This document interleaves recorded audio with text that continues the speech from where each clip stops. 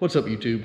Today we're talking about one of your favorite vehicles on the channel, which is the 2003 Ford Explorer. This is the XLT model. It's got the 4.0 V6 engine. It is all-wheel drive. And today I'm going to show you that the alternator has failed on this vehicle. Now, right now, looking at the battery is at 11.83 volts. The reason it's so low is we took this out last night to dinner. As we got in it to leave the restaurant, the battery light came on as soon as I started the vehicle, and it wasn't charging. So, drove it home, it's a couple miles, and in that amount of time, it started discharging the battery. So I pulled some codes on it, along with the check engine light here that's on. The battery light is also on. And when I pulled a code, this is the code I'm getting, which is the P1246 generator load input circuit fail. As you can see, it is not charging. Put a meter on it. It is not charging with the vehicle running. That is 12.05. Okay, YouTube, today working on the Ford Explorer, and we're changing the alternator. So what I've done in preparation, I've charged the battery for a few hours. It is now sitting at 12.5 volts because it had discharge because the alternator was not charging properly. And I'm going to show you the way to get this alternator off. As you'll notice, it does say AC Delco. The previous owner had changed the alternator. Because AC Delco worked so well for a few years, I bought the exact same alternator off of Rock Auto. What kind of sucks is it came in today and it was clearly reboxed, and it looked like this. It was barely taped together, but inside it looked like this, and they had wrapped and taped, and I don't know, it didn't look so hot. But when I took the alternator out, I mean, it looks okay. It's got a couple little scratches right here on the back of the case, but you know, other than that, nothing's broke and it looks okay. There's no signs that this thing was ever installed. There's no scratches here where the bolts go through, and everything looks fine here and doesn't look like it's ever had a belt on it. So I'm getting ready to put it on. Show you the first thing you need to do is unhook your positive battery terminal. So it's an 8mm. You go in here like so. Just tuck it here out of the way. Now we don't have any voltage. Reason that's important is there's a cable that goes across here to the back, and there's a nut right here. We have to get that off.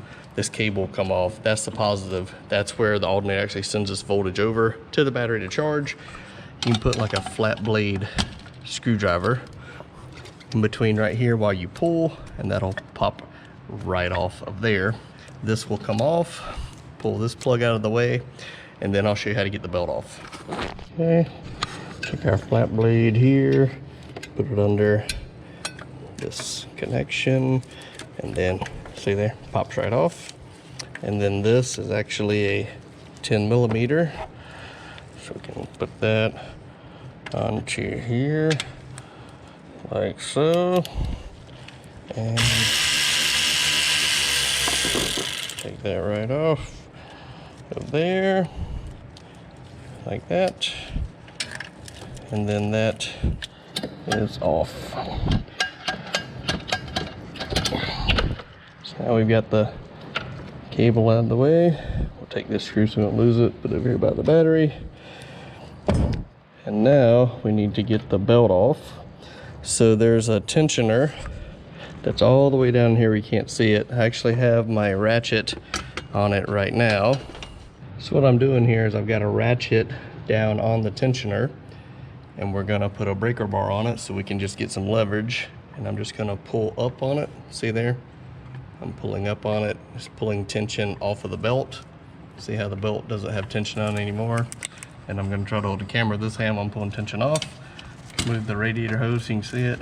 I'm just literally gonna pop the belt right off the alternator, let it fall, and take tension back off of there. So now we can get to the alternator. Just spin it, hear it. It's actually doesn't sound too good on the inside there. just to give you an idea of what a good one should sound like. Put this on the floor. See how we don't hear any noise? Okay. So now the next thing is to get this all the way off. There's 3 bolts that hold it. One here, which I've already started to loosen to pull out of the way. Get it out of the way. There's that one. It's got a little stud on it. Get it out of the way. And then there's one more here and one on the top. And then this thing will pop right off. So, loosen those. They are a 1/2 inch.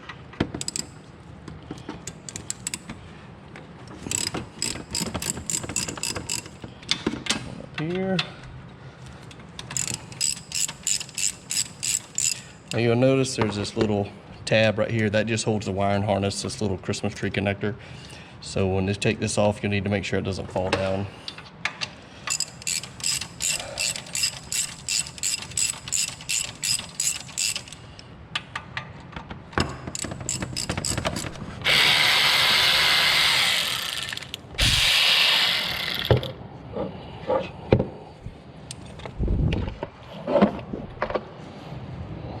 Now we will just pick this up like so, pull it out of the way. Now we'll just sit on the ground, make sure it matches the one we're about to put in it. And you'll note the orientation here, everything matches, it's the same.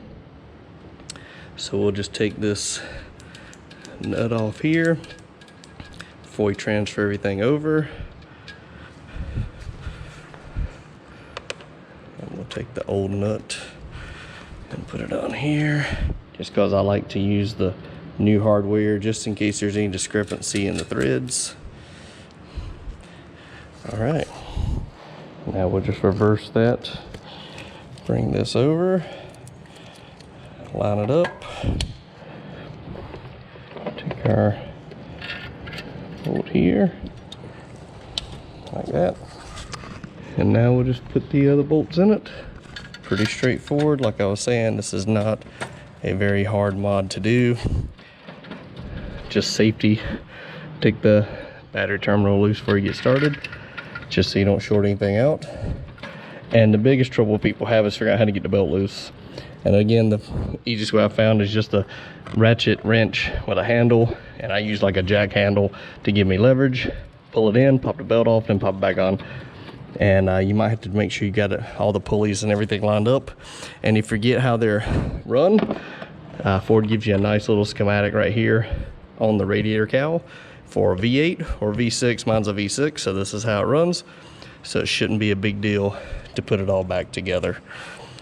And an electric ratchet or a cordless ratchet makes short work of this stuff.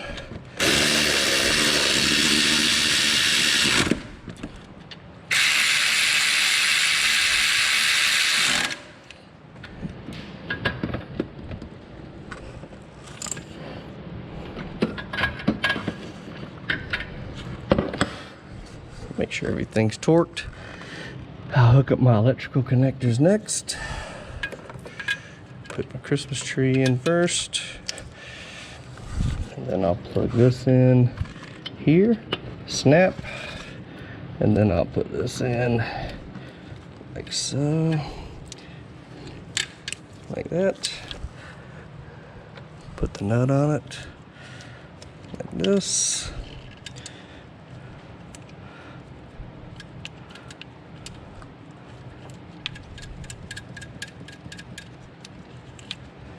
Okay, we'll switch back to our 10mm. Don't want to really over tighten that and run the risk of breaking anything, so I'll put our boot over it like so. Now all I have to do is hook up the belt. Show you everything. The harness is plugged in. The main power going to the battery's plugged in. All the brackets and bolts are hooked up.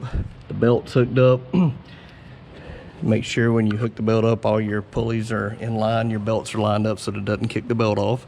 I inspected the belt, there's no cracks in it, it's good to go, no need to change it. And now the final thing is to hook your battery up. So you come back over here, you just literally hook the battery up like so, and then you tighten the terminals down. So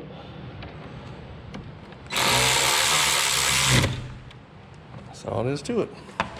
So now the battery terminals are tight and everything here is good to go. Now's a good time to check over everything, make sure your levels are in line, power steering, the brakes look good, clean your air filter if you haven't done it lately. Just give everything a once over, make sure you're good to go. And the last test is to crank the vehicle.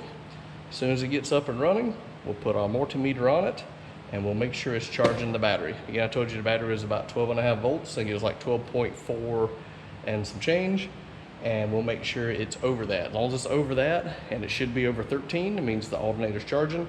And we really want to be 13.6 to 13.9 when the alternator's charging. That's when you want it to be really hitting the battery and charging the battery of the vehicle running. So let's see what happens. So here's our voltage. We haven't started the truck yet, it's at 12.4.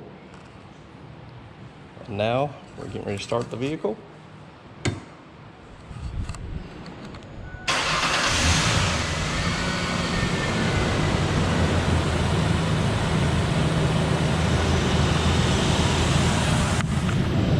.3, 14.4 volts charging. That's excellent. The alternator's doing a great job. It's charging now. There's no noises. Everything looks great.